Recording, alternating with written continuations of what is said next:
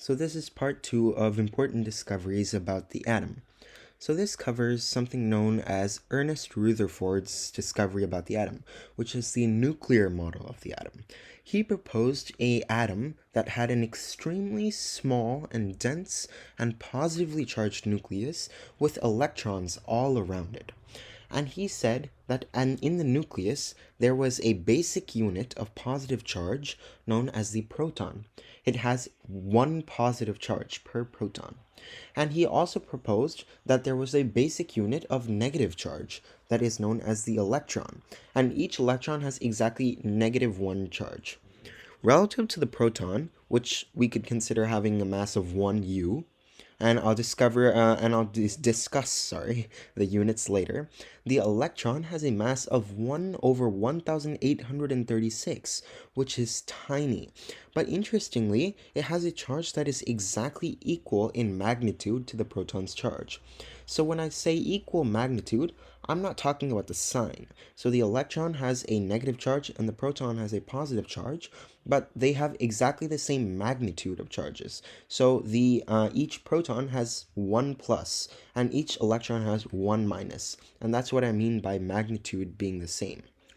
James Chadwick, after this, in 1932, discovered the third major particle in the atom that is known as the neutron.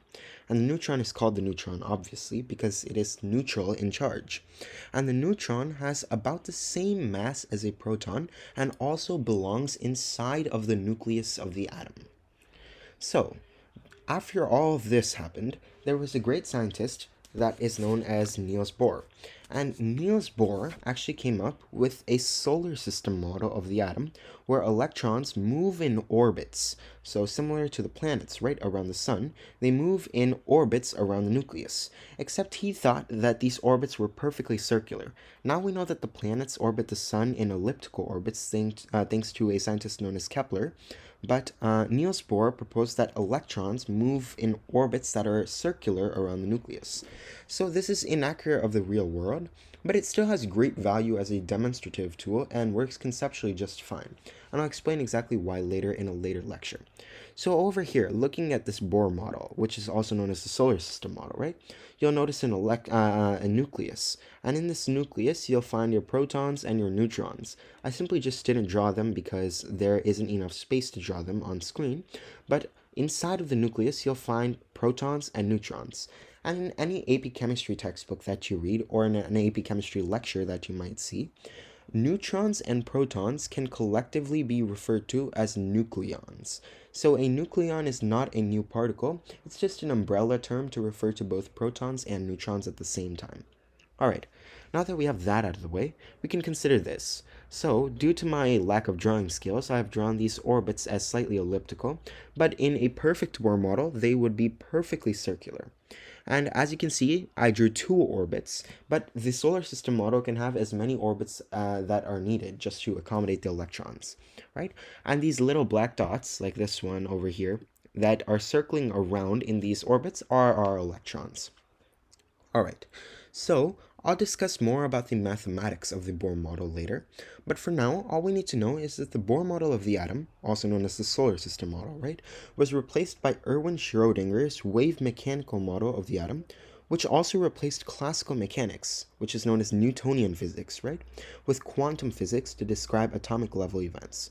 So nowadays, instead of using Newton's 3 laws and classical mechanics, which you'll learn about if you haven't learned about it already, we use something known as quantum physics to describe atomic level events.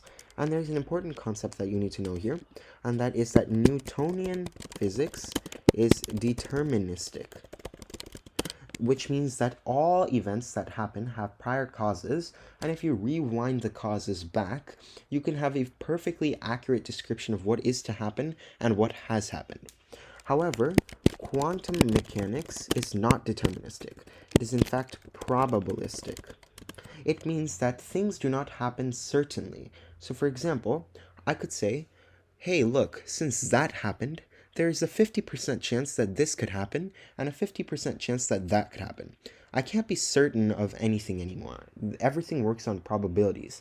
And this is why quantum mechanics works much better than Newtonian physics when it comes to atoms, because quantum mechanics works particularly well in the microscopic world. Alright, that's it for today's lecture, but I'll see you again next time when we'll talk about atomic structure and the light and the atom interacting together. Alright, bye-bye.